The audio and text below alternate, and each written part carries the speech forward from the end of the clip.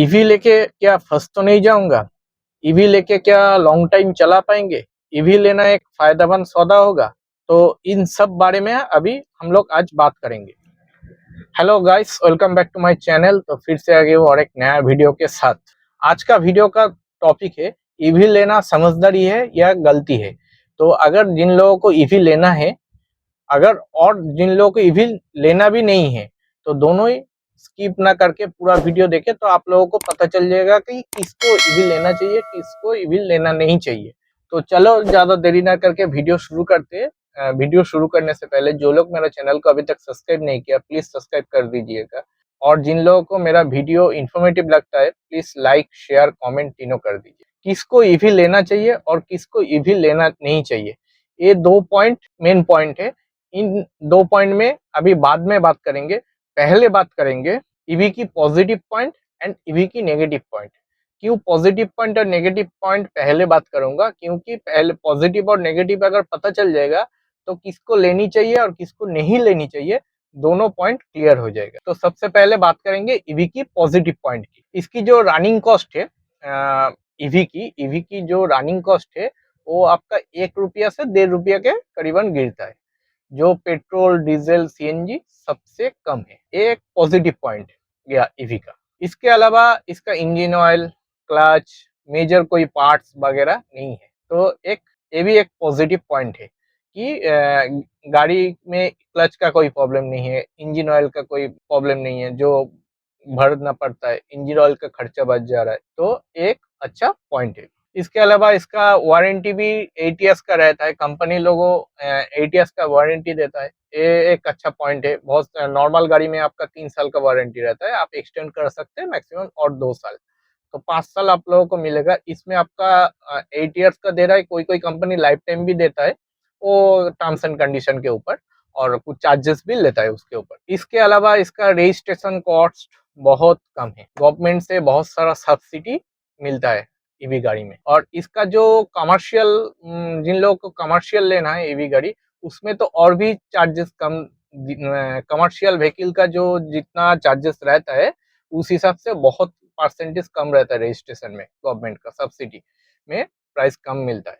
ये भी एक अच्छा पॉजिटिव पॉइंट है। कार में कोई नॉइज भी नहीं रहता, एक अच्छा एकदम स्मूथ कार रहता है। क्रिटिकल पार्ट्स भी नहीं रहता। क्रिटिकल पार्ट्स मतलब इंजन का उतना क्लच नहीं है, इंजन ऑयल नहीं है, तो इसलिए उसका पार्ट्स उतना नहीं है। क्रिटिकल कुछ पार्ट्स नहीं है जो आप लोगों के लिए खर्चा कम होगा। तो ये सब था आपका ईवी का पॉजिटिव पॉइंट। और ईवी का नेगेटिव पॉइंट क्या क्या है, अभी वो बात करेंगे। फर्स्ट नेगेटिव पॉइंट जो है, मान लीजिए आप कोई भी वेरिएंट, एक्स वेरिएंट चूज किए, मैं नाम नहीं बता रहा, कोई भी कंपनी का एक्स वेरिएंट चूज कीजिए, या जो वेरिएंट आप चूज करेंगे, मान लीजिए उसका पेट्रोल का प्राइस है 10 लाख। वही सेम वेरिएंट अगर आपको ईवी में लेना है, तो आपको खरीदना देना पड़ेगा कम से कम 14 लाख या 15 लाख। वो वेरिएंट होगा कंपनी टू कंपनी। तो 14-15 लाख ऑलरेडी आप 4-5 लाख रुपया ज्यादा दे रहे हैं प्राइस खरीदने के टाइम ही। तो 4-5 लाख रुपया आपका ज्यादा चल जा रहा है पहले ही, जो एक मेरा हिसाब से सही नहीं है। क्योंकि मान लीजिए वो बाद में आपका खटकेगा माइंड पे कि वो 4-5 लाख रुपया अगर मैं ज्यादा दूंगा, अगर पेट्रोल का गाड़ी लूंगा, तो मैं कोई बड़ा गाड़ी ले सकता था या और भी अच्छा टॉप मॉडल में जा सकता था। ये उसी कंपनी का, उसी गाड़ी का टॉप मॉडल खरीद सकता था। ये आपका माइंड में बाद में खटकेगा। तो ये हो सकता है, एक नेगेटिव पॉइंट है। दूसरा है कि अनप्लानेड ड्राइव, मतलब आप मान लीजिए आपको अचानक कहीं पर जाना पड़ रहा है, लॉन्ग ड्राइव में जाना पड़ रहा है या कहीं पर जाना पड़ रहा है अचानक से, तो पेट्रोल गाड़ी होने से आपका क्या, पेट्रोल डाल दिया चल दिया। डीजल गाड़ी होने से डीजल डाल दिया चल दिया। सीएनजी होने से भी सीएनजी स्टेशन में जाके सीएनजी भर लिया चल दिया। लेकिन ईवी के लिए वो आपका नहीं होगा। क्योंकि ईवी, अगर मान लीजिए ईवी लेके आप जा रहे हैं 700-800-1000 किलोमीटर, तब आपको पहले सर्च करके देखना पड़ेगा कहाँ कहाँ ईवी चार्जिंग स्टेशन है। उसके बाद आप देखेंगे कि कौन सा चार्जिंग स्टेशन कहाँ पर कितना बजे तक ओपन रहता है। कभी किसी को रात को जाने का भी जरूरत पड़ता है, तब अगर चार्जिंग स्टेशन बंद रहेगा तो आप प्रॉब्लम में हो सकता है, तब आप जा नहीं पाएंगे। तो ये सब बड़ा बड़ा पॉइंट है ईवी का, जो आपका नेगेटिव पॉइंट में देखा जाता है। और एक पॉइंट है कि मान लीजिए किसी का अगर इमरजेंसी है घर में या अपना रिलेटिव्स में किसी का इमरजेंसी है, हॉस्पिटलाइज है, आपको रात को ही निकल रहा है, लेकिन जब आप निकल रहे हैं तब आप देख रहे हैं कि आपका गाड़ी में कोई चार्ज नहीं है उतना, तो आप चार्ज में बैठा के आपका टाइम वेस्ट होगा क्योंकि आपको जल्दी जाना है, तब आपका एक प्रॉब्लम हो सकता है। ऊपर से आप कहीं पर भी रात को चार्जिंग के लिए आपको रात को रुकना पड़ेगा। आप फैमिली लेके जा रही है, मान लीजिए वो जगह सही नहीं है, वो एरिया सही नहीं है, सेफ्टी नहीं है उस एरिया में, तब आपका एक प्रॉब्लम हो सकता है। अगर चार्ज रहता तो आप आराम से, या पेट्रोल रहता तो आराम से गाड़ी निकल के भगा के जा सकते। तो ये एक बहुत बड़ा पॉइंट है, जिन लोगों का अनप्लान्ड ड्राइव रहता है उन लोग अवॉइड कीजिए। और एक पॉइंट है कि आपका लॉन्ग टाइम के लिए ईवी लेना होगा तो आप लोग मत लीजिए, क्योंकि ईवी का 5-6 साल बाद ही आपका एक मोटा खर्चा आ जाएगा, या किसी का 7-8 साल भी हो सकता है। क्या खर्चा? वो है बैटरी का। बैटरी मतलब मान लीजिए 3 से 4 लाख रुपया का खर्चा आपका बैठेगा। तो बैटरी का डेड होने के बाद एक 3-4 लाख रुपया, पहले 3-4 लाख रुपया ज्यादा दे दिया तो ऑलरेडी मेरा 8-10 लाख चला गया। ऊपर से वो आपका 1-2 रुपया करके जो चार्जिंग का कॉस्ट, तो सब जोड़ के आप लोग कैलकुलेशन करके उसके बाद ईवी गाड़ी खरीदे या पेट्रोल गाड़ी खरीदे, आपका जो बेनिफिट होगा। तो इसके बाद आएंगे किसके लिए बेनिफिट होगा ईवी का कार और किसके लिए नहीं होगा, वो बाद में लास्ट में बात करेंगे। और तीसरी और एक पॉइंट है कि नेगेटिव पॉइंट, इसका रीसेल वैल्यू एकदम नहीं है। मतलब मान लीजिए आप 5 साल चला के गाड़ी बेच दिया, उसका बैटरी तो खत्म हो गया, तो 3-4 लाख रुपया जो खरीदेगा उसका बैटरी सराहने में जाएगा, फिर उसका टायर वगैरह बहुत सारा चीज उसको चेंज करना पड़ेगा। तो और भी कस्टमर का 4-5 लाख रुपया बैठ गया खर्चा में, तो क्यों लेगा 4-5 लाख रुपया आपका ईवी का गाड़ी? तो इसी वजह से ईवी का गाड़ी का रीसेल वैल्यू एकदम नहीं है। ये चीज आप लोगों को ध्यान पे रख के चलिए जी, कि मैं 3 साल चलाऊंगा या 5 साल चलाऊंगा, बैटरी खत्म होने से पहले मैं बेच दूंगा, लेकिन आपका वैल्यू नहीं मिलेगा। 15 लाख का गाड़ी 2 लाख रुपया मिलेगा तो 5 साल में क्या मिला? कुछ नहीं मिला। तो आपका पूरा डेप्रिसिएशन है। अगर हाँ 15 ईयर्स चला रहे तो ठीक है, आपका पैसा वसूल हो जा रहा है, लेकिन अगर नहीं चला रहे गाड़ी तो आपका डेप्रिसिएशन है, पूरा पैसा चला गया पानी में। तो ये सब नेगेटिव पॉइंट है ईवी का। तो अभी बात करेंगे ईवी किसको लेनी चाहिए और ईवी किसको नहीं लेनी चाहिए। सबसे पहले बात करेंगे ईवी किसको लेनी चाहिए। जिन लोगों को सिर्फ सिटी में ड्राइव करना है, मान लीजिए मैं घर से ऑफिस, ऑफिस से घर, मैक्सिमम 20-30 किलोमीटर, 40-50 किलोमीटर के अंदर या 60-70 किलोमीटर के अंदर मेरा रनिंग हो रहा है डेली बेसिस, ऑफिस से घर, घर से ऑफिस, इतना हो रहा है, तो वो लोग जा सकते हैं।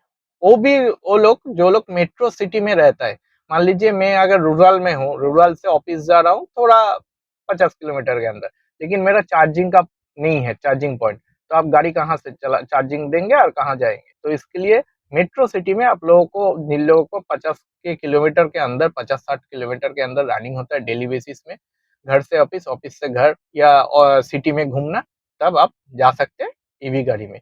और एक और उन लोग जा सकते हैं कि जिसका चार्जिंग का अवेलेबिलिटी अच्छा है। मान लीजिए आप जो अपार्टमेंट में रहते हैं या जो घर में रहते हैं आप, वहाँ पर चार्जिंग का पॉइंट बैठा लिए, जहाँ पर ऑफिस में रहते हैं वहाँ पर भी चार्जिंग का पॉइंट है, या आपका नियरेस्ट चार्जिंग स्टेशन है, बहुत नियरेस्ट, मान लीजिए 10 किलोमीटर के अंदर आपका चार्जिंग स्टेशन है, तब आप ईवी परचेस कर सकते, ये आपका फायदेमंद होगा। और एक चीज है कि आप मान लीजिए आपका सेकेंड ऑप्शन, मतलब सेकेंड कार का चूज आप ईवी कर सकते हैं। मान लीजिए आपका घर में एक पेट्रोल कार है या डीजल कार है या सीएनजी कार है, उसके अलावा आप सोच रहे हैं कि ईवी कार लेंगे क्योंकि आपका अनप्लैनेड ड्राइव रहता है, तो इसके लिए आप सिटी में घूमने के लिए वो ईवी कार यूज कीजिए, क्योंकि आपका उतना खर्चा आएगा नहीं, मेंटेनेंस उतना, गाड़ी चलेगा नहीं तो उतना मेंटेनेंस भी नहीं होगा, कम मेंटेनेंस में हो जाएगा आपका। आपका पेट्रोल का खर्चा ज्यादा होता है सिटी में, वो आपका ईवी में उतना खर्चा बैठेगा नहीं, तो आपका फायदेमंद होगा। और लॉन्ग ड्राइव के लिए आप पेट्रोल या डीजल, सीएनजी कोई भी रख लीजिए, तब आप ले सकते हैं। जो जो पॉइंट अभी मैं बताया आप लोगों को अगर ये पॉइंट सही लगता है, तब आप ईवी परचेस कीजिए। आप लोग खुद देख लीजिए कि आपका कैसा सिचुएशन है। मान लीजिए आप मेट्रो सिटी में, बड़ा सिटी में रहता है, तब आप इजीली ईवी परचेस कर सकते हैं। लेकिन उसके बाद मैं आऊंगा ईवी किसको लेनी नहीं चाहिए, तो उस पॉइंट में अगर आप रूरल पे रहते हैं तब आप मत लीजिए, क्योंकि वहां पर चार्जिंग का अवेलेबिलिटी नहीं है उतना। तो अभी बात करेंगे ईवी किसको लेनी नहीं चाहिए। तो सबसे पहले वो बता दिया कि रूरल पे जो लोग रहता है, चार्जिंग का अवेलेबिलिटी जिसको नहीं है वो लोग मत लीजिए। जिसका घर में, अपार्टमेंट में, ऑफिस में चार्जिंग का अवेलेबिलिटी नहीं है वो लोग मत लीजिए। पहले बताया नेगेटिव पॉइंट, जो अनप्लैनेड ड्राइव होता है, जिसका जिसका मेडिकल पर्पस जो लोग काम करते, वो लोग मत लीजिए एकदम।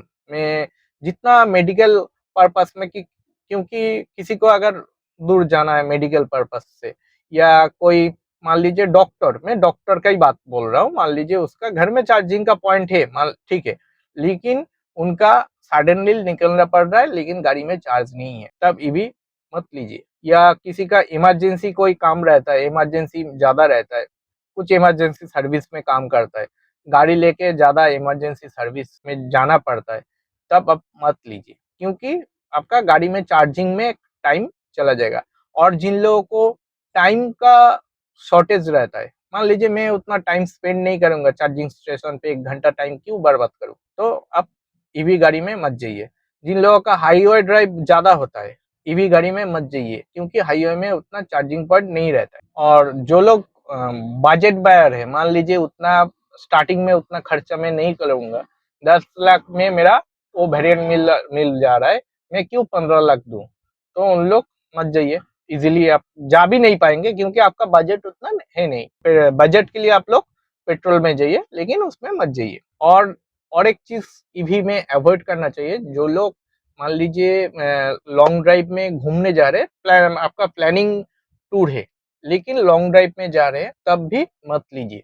क्योंकि आप मान लीजिए कहीं हिल्स पे गए हैं या लद्दाख में गए हैं, वहां पर आपका चार्जिंग का नहीं मिलेगा चार्जिंग। और अब ज्यादा ठंड में, सर्दी का मौसम में ज्यादा ठंड में, बर्फ में अगर जाएंगे तो बैटरी बैठ जम सकता है, तब भी मत लीजिए। मान लीजिए आपका चार्जिंग स्टेशन है, लेकिन आप बर्फ में चले गए, आपका पेट्रोल जमेगा नहीं, पेट्रोल इंजन कुछ प्रॉब्लम नहीं देगा, लेकिन आपका ईवी का बैटरी बैठ गया, बैठ जाएगा ही जाएगा, ये गारंटी है। तो ये बेसिकली मेन पॉइंट है कि किसको ईवी गाड़ी लेना चाहिए, किसको ईवी गाड़ी नहीं लेना चाहिए। आई होप आप लोगों को इन्फॉर्मेटिव लगा ये वीडियो। तो अगर इन्फॉर्मेटिव लगता है, like, share, comment and subscribe please कर दीजिए, तो अच्छा लगेगा मेरे को, मेरा मोटिवेशन मिलेगा और भी वीडियो डालने के लिए। तो चलो मिलते हैं नेक्स्ट वीडियो पे। जय हिंद।